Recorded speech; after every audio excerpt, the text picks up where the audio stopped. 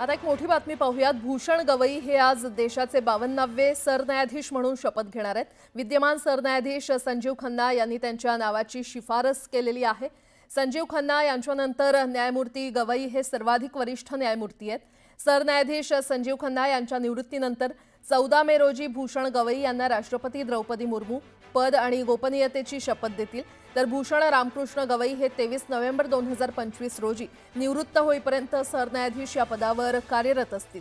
न्यायमूर्ती गवई हे मूळचे अमरावतीचे आहेत। भारताच्या सर्वोच्च न्यायालयाच्या सरन्यायाधीशपदी विराजमान होणारे न्यायमूर्ती भूषण गवई हे 6वे मराठी व्यक्ती ठरतील।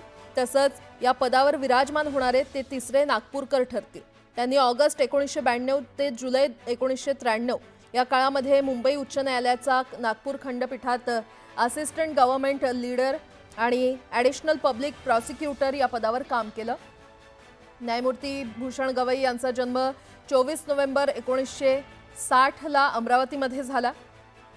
तर केरळ आणि बिहारचे माजी राज्यपाल तसंच रिपब्लिकन पक्षाचे ज्येष्ठ नेते रासू गवई यांचे ते सुपुत्र आहेत। 17 जानेवारी 2000 पासून त्यांनी सरकारी वकील म्हणून काम पाहिलं आणि 14 नोव्हेंबर 2003 रोजी न्यायमूर्ती गवई यांची मुंबई उच्च न्यायालयाच्या अतिरिक्त न्यायाधीशपदी नेमणूक करण्यात आली। 24 मे 2019 रोजी त्यांना सर्वोच्च न्यायालयाचे न्यायाधीश म्हणून पदोन्नती मिळाली आणि सर्वोच्च न्यायालयाचे न्यायाधीश असताना अनेक ऐतिहासिक निकालांच्या खंडपीठात त्यांचा समावेश होता।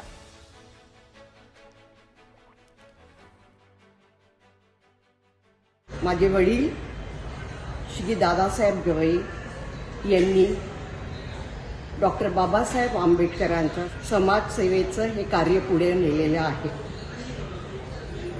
त्याला साथ माझ्या आई कमलताई गवईंनी सुद्धा दिलेली आहे आणि हेच बाबासाहेबांचं कार्य, दादासाहेबांचं कार्य आता दुसरी पिढी पुढे नेणार आहे।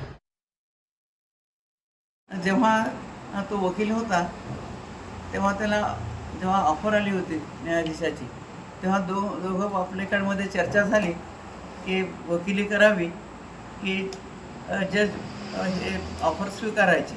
परंतु दोघं आपल्याकडे जेव्हा चर्चा केली तेव्हा निष्पन्न असं निघालं की वकिली केली तर पैसा खूप कमावला जाईल, पैसा खूप मिळेल, परंतु जर जज झाला तर देशाला न्याय देता येईल आणि म्हणून दोघांनी चर्चा करून जज झालं पाहिजे आणि लोकांना न्याय दिला पाहिजे हे ठरवलं।